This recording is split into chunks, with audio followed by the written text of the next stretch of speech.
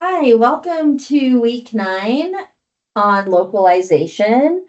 This presentation is by Krista, myself, and Wesley, and we hope that we help you synthesize some of our readings this week. The first reading that we wanted to share with you is on intercultural communication from the University of Minnesota. It starts by understanding accessibility and knowing that accessibility should be a cornerstone of technical communication, as it serves as a pathway toward social justice. By understanding our audience through collaboration, we can enhance access for all. However, when communicating with intercultural audiences, we face unique accessibility challenges. To overcome these, we must prioritize listening, reflection, and collaboration. Remember, culture is multi-layered and nuanced. For example, they gave the company Target in trying to grasp the needs of its various customers, not just locally, but also nationally and internationally. Localization involves tailoring content to fit a specific culture, ensuring that your message aligns with the user's cultural expectations. This approach is essential for effectively addressing intercultural audiences. To succeed, we as technical communicators must understand both the broad and intricate cultural context of our audience. It's crucial to recognize that culture is dynamic and diverse. Ignoring these specific contexts can lead to stereotyping or overgeneralization. For example, when translating English to Spanish, we must consider not just the language itself, but also how it's used within the local community. This attention to detail helps create a more relevant and impactful message. Translation focuses on making content accessible through language. It differs from interpretation, which aims to preserve cultural connotations. While translation is important, technical communicators should prioritize localization. This is because sharing a language doesn't guarantee a shared culture. For instance, they gave an example of medically trained interpreters and how they play a vital role in bridging gaps between patients and providers, ensuring effective communication in critical situations. Hi, this reading is titled Designing Globally, Working Locally, Using Personas to Develop Online Communication Products for International Users. The article overview talks about increased internet access, which means global connectivity is more achievable than ever. However, differences in culture can hinder international online activities. To address these challenges, using personas can facilitate online communication and help bridge cultural gaps, fostering more effective interactions across diverse audiences. The growth of online access is highly appealing to many organizations. Labor arbitrage enables U.S. companies to pay lower wages to remote workers in other countries rather than the higher wages required for on site employees doing the same job. Additionally, market access has exploded with increased global connectivity, allowing retailers and businesses to reach customers worldwide without physical boundaries hindering distribution. Just because people from different cultures can interact online doesn't mean they will. Cultural differences affect how and whether successful online interactions happen. Moreover, secondary research may be limited or inaccurate, leading to misunderstandings. Localization and translation can also be time consuming and costly, which may hinder adaptability in communication strategies. Personas are important for the following reasons. They act as models representing typical users for whom content is designed, providing rhetorical frameworks for interpreting cultural groups. They help us anticipate the context in which technology is used, including demographic data and insights on how, where, and why technology is utilized. Additionally, personas offer valuable insights into user attitudes and behaviors, evolving as dynamic entities over time. When developing a persona, start with demographic data to identify who the user is. Next, gather contextual data to understand where the technology is being used.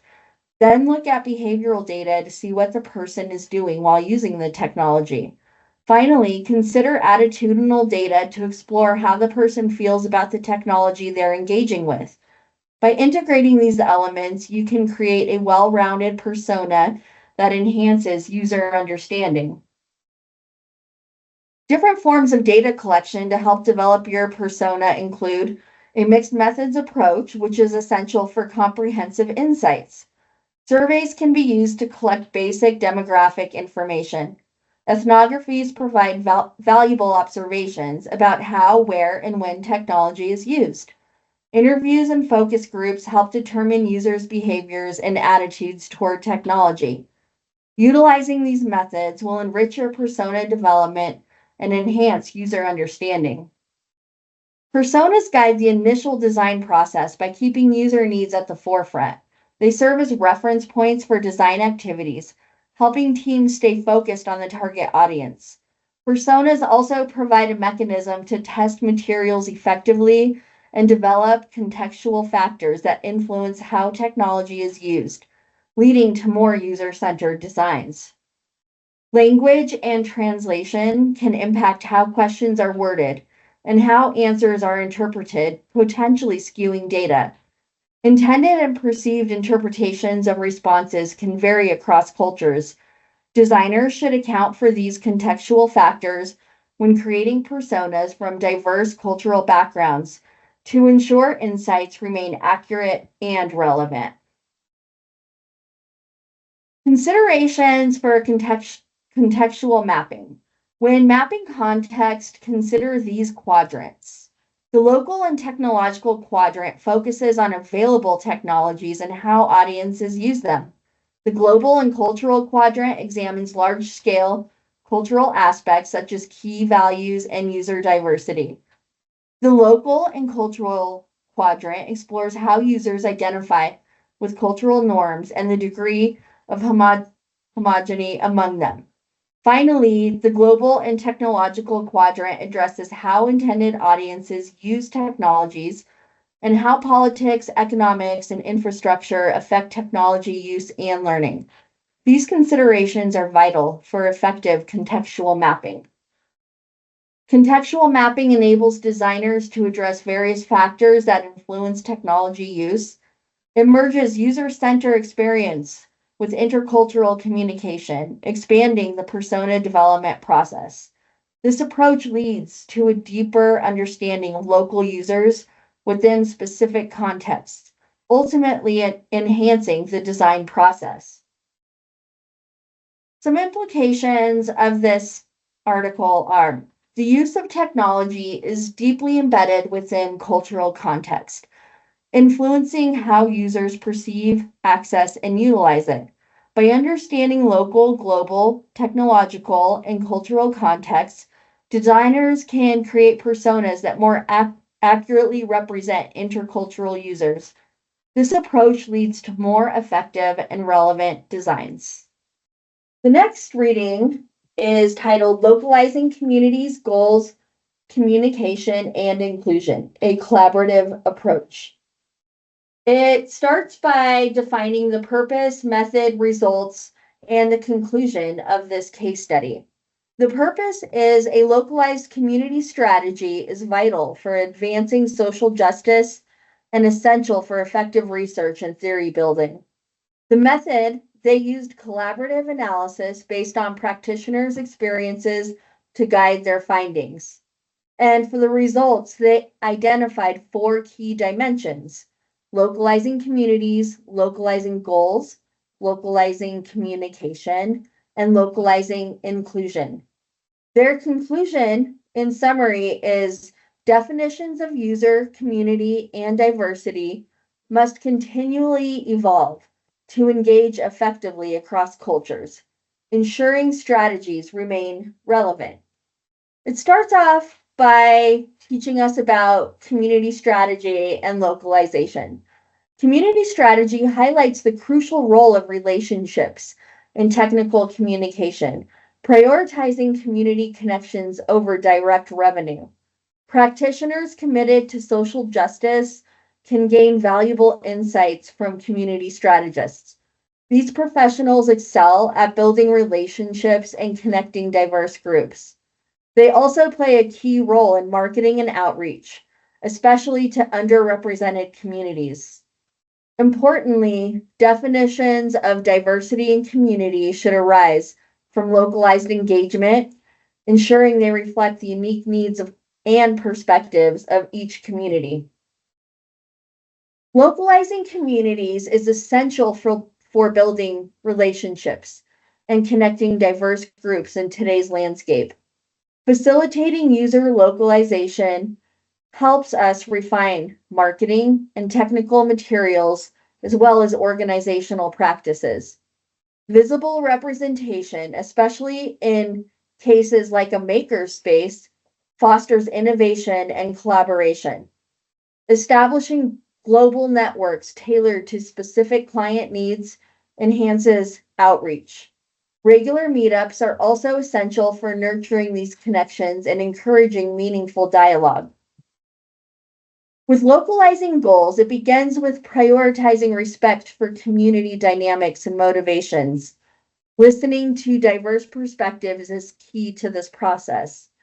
Engaging with community goals is foundational for meaningful impact. We must also pay close attention to cultural sensitivities, ensuring our approach is respectful and relevant. Finally, emphasizing time, observation, and understanding is essential in cross-cultural work, helping to build stronger connections and achieve shared objectives. With localizing communication, it starts by fostering collaboration between researchers and practitioners. Emphasizing face-to-face interactions such as product demos and local meetups is crucial for building strong relationships. Establishing connections also involves creating a positive first experience for potential users. Furthermore, adapting communication to fit community preferences ensures that our messages resonate and engage effectively. And finally, localizing inclusion starts with contextual definitions of diversity and social justice that reflect our communities. It's vital to include underrepresented groups in this dialogue.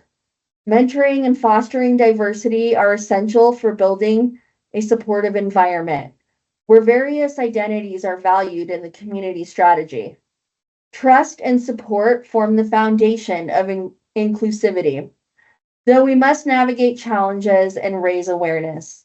Engaging with local cultures helps resist stereotypical views of globalization.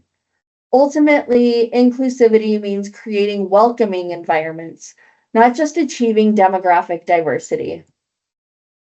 Some of the key takeaways of this case study are effective communication involves coordinating audiences, meanings, and technologies. It's essential for communication researchers to engage directly with the communities they design for. The integration of community strategists, technical communicators, and UX researchers lead to improved outcomes. In summary, localizing communities' goals, communication, and inclusivity is vital for achieving more effective communication and design. And lastly, the references to the articles that we showcased in this video. Thank you for your time, and we look forward to participating in this week's discussion.